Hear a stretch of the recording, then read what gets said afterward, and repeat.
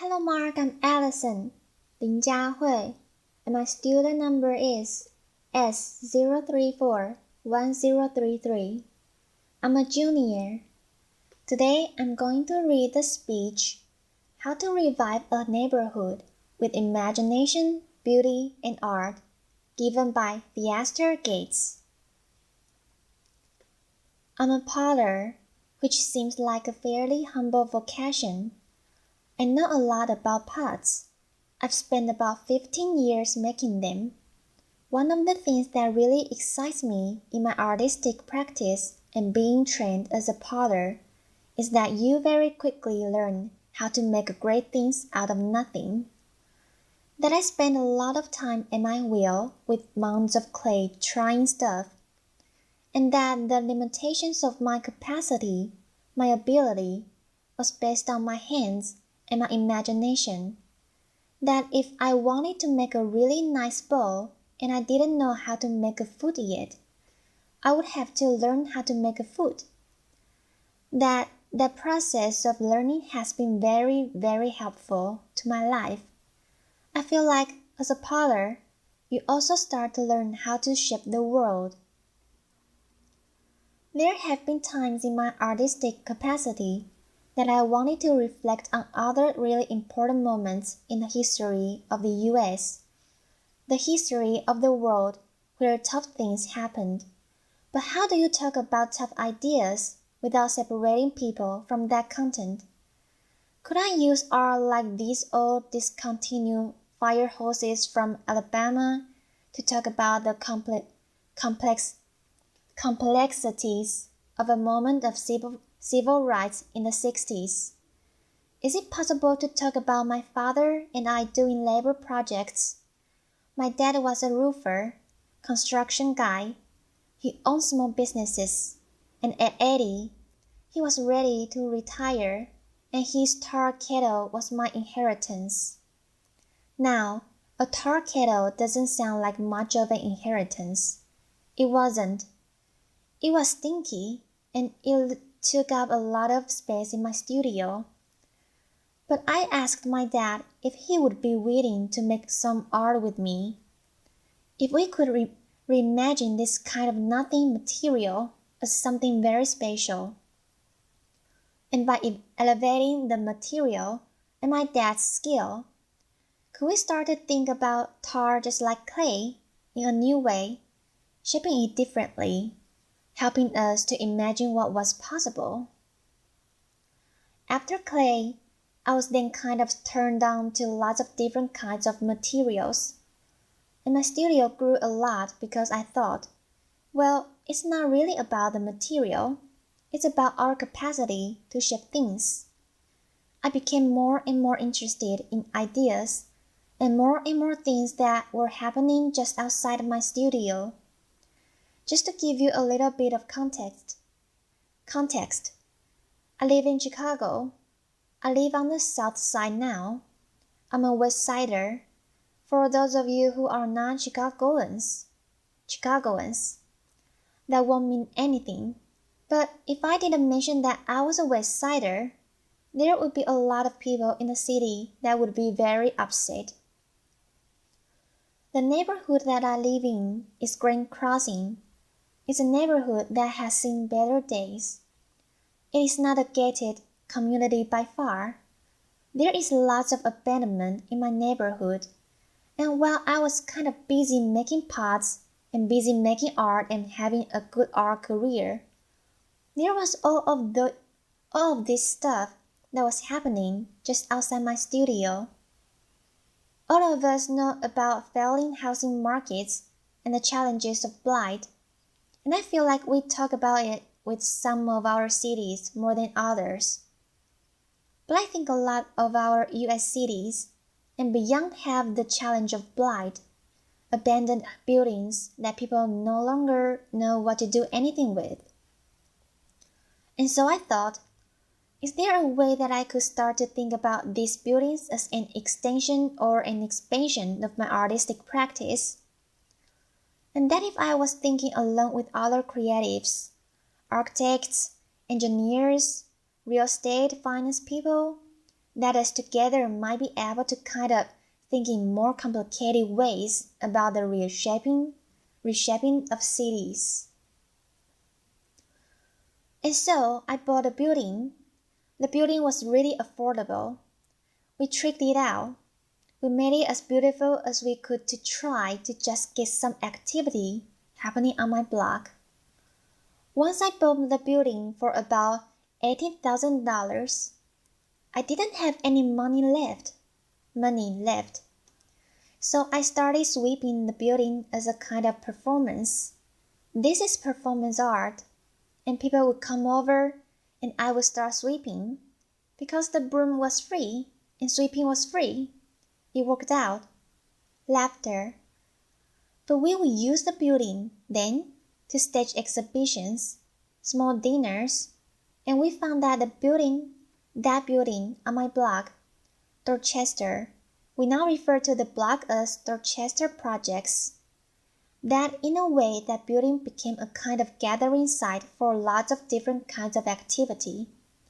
We turned the building into what we call now the Archive House. The Archive House would do all of these amazing things. Very significant people in the city and beyond would find themselves in the middle of the hood.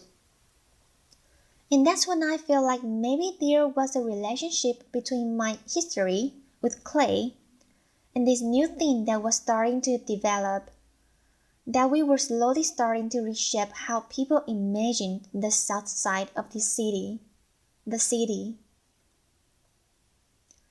One house turned into a few houses, and we always try to suggest that not only is creating a beautiful vessel important, but the contents of what happens in those buildings is also very important.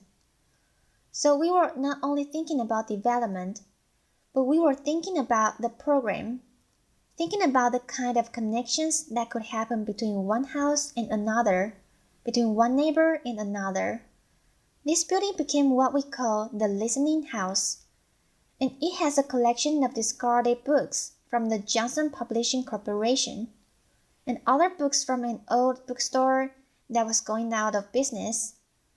I was actually just wanting to activate these buildings as much as I could with whatever and whoever would join me.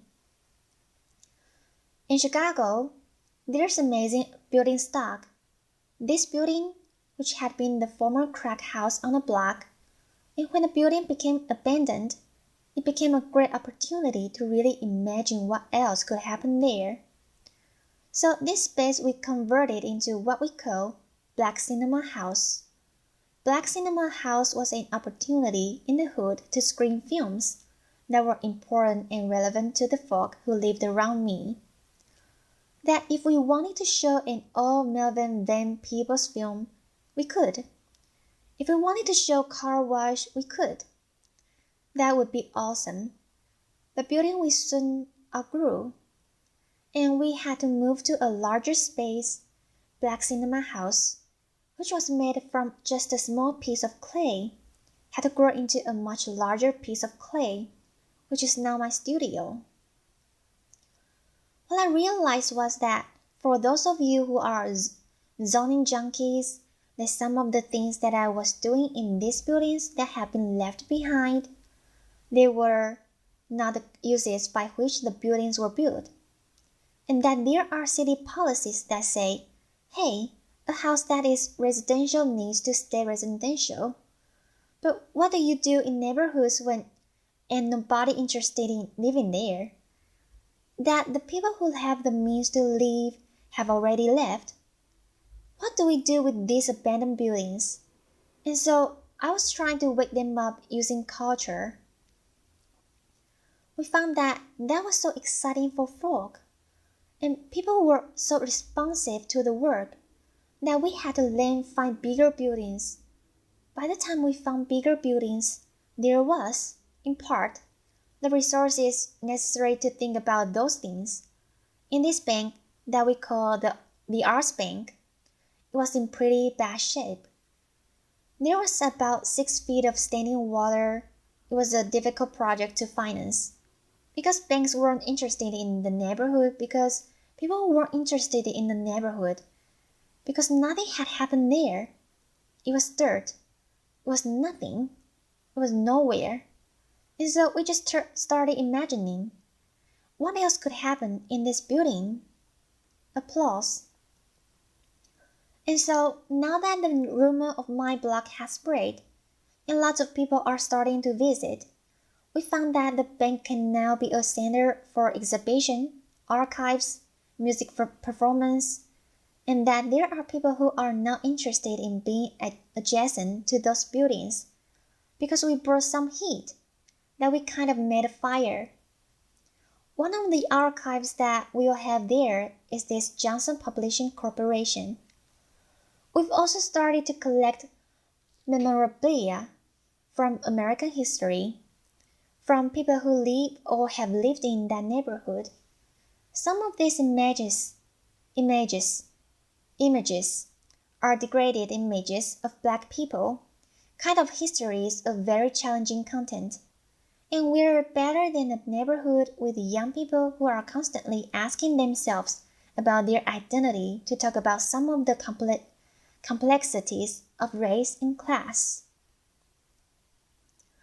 In some ways, the bank represents a hub that we're trying to create a pretty hardcore node of cultural activity, and that if we could start to make multiple hubs and connect some cool green stuff around there, that the buildings that we purchased and rehabbed, which is now around 60 or 70 units, that if we could land miniature Versailles on top of that and connect these buildings by a beautiful green belt, applause, that this place where people never wanted to be would become an important destination for folk from all over the country and world.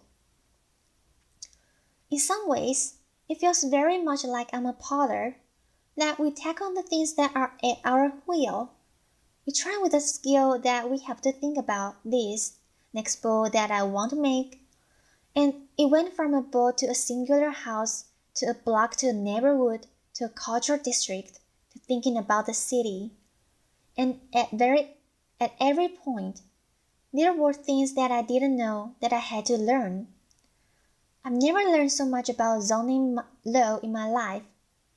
I never thought I would have to. But as a result of that, I'm finding that there's not just room for my own artistic practice.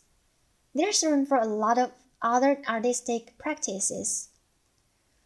So people started asking us, well, Theaster, how are you going to go to scale? And what's your sustainability plan? Laughter. Applause. And what I found was that I couldn't explore myself.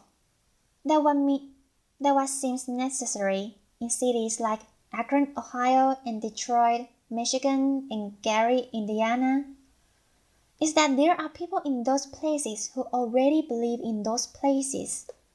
They're already trying to make those places beautiful, and that often, those people who are passionate about a place are disconnected from the resources necessary to make cool things happen, or disconnected from a contingency of people that could help make things happen.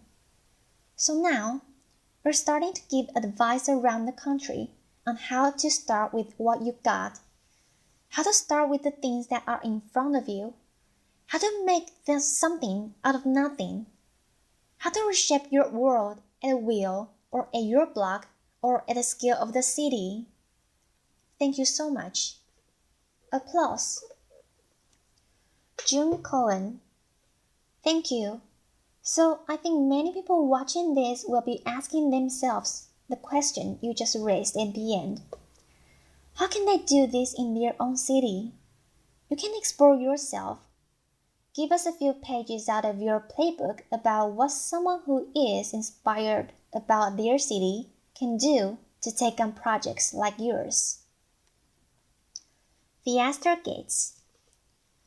One of the things I found that's really important is giving thought to not just the kind of individual project, like an old house, But what's the relationship between an old house, a local school, a small bodega, oh, a small bodega, and is there some kind of synergy between those things? Can you get those folk talking? I found that in cases where neighborhoods have failed, they still often have a pulse. How do you identify the pulse in that place? The passionate people? And then how do you get folk who have been fighting, slugging for 20 years, re-energized about the place that they live? And so someone has to do that work. If I were a traditional developer, I would be talking about buildings alone, and then putting a for lease sign in the window. I think that you actually have to curate more than that.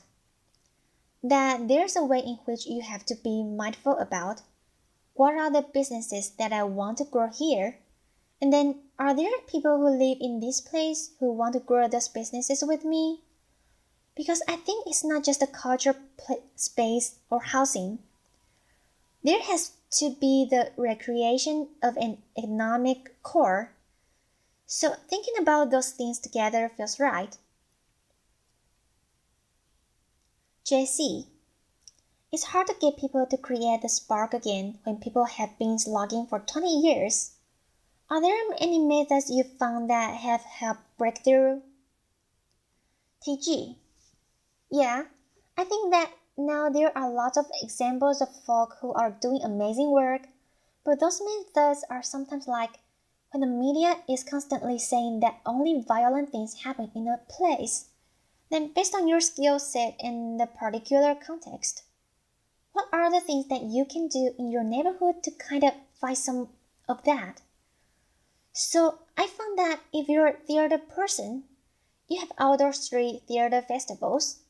In some cases, we don't have the resources in certain neighborhoods to do things that are a certain kind of splashy.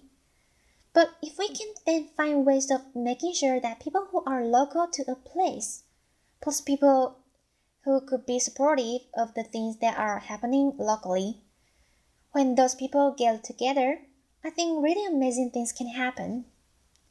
JC. So interesting.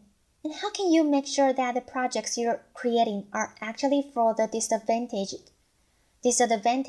and not just for the sort of vegetarian indie movie crowd that might move in to take advantage of them? TG. Right on. So I think this is where it starts to get into the thick weeds. JC. Let's go there. TG. Right now, Green Crossing is 99% black, or at least living, and we know that maybe who owns property in a place is different from who walks the streets every day. So it's reasonable to say that Green Crossing is already in the process of being something different than it is today. But are there ways to think about housing trusts or land trusts or mission-based development that starts to protect some of the space that happens? Because when you have 7,500 empty lots in a city, you want something to happen there. But you need entities that are not just interested in the development piece, but entities that are interested in the stabilization piece. And I feel like often the developer piece is really motivated, but the other work of a kind of neighborhood consciousness, that part doesn't live anymore. So how do you start to grow up important watchdogs that ensure that the resources that are made available to new folk that are coming in are also distributed to folk who have lived in the place for a long time? JC. That makes so much sense. One more question. You make such a compelling case for beauty and the importance of beauty in the arts. There will be others who argue that funds would be better spent on basic services for the disadvantaged. How do you combat that viewpoint, or come against it? TG. I believe that beauty is a basic service. Applause. Often what I have found is that when there are resources that have not been made available to certain under-resourced cities or neighborhoods or communities, that sometimes culture is the thing that helps to ignite. And that I can do everything. But I think that there's a way in which if you can start with culture and get people kind of reinvested in their place, other kinds of adjacent amenities start to grow. And then people can make a demand that's a poetic demand, and the political demands that are necessary to wake up our cities. They also become very poetic. JC, it makes perfect sense to me. Theaster, thank you so much for being here with us today. Thank you. Theaster Gates. Applause. Thank you, Mark.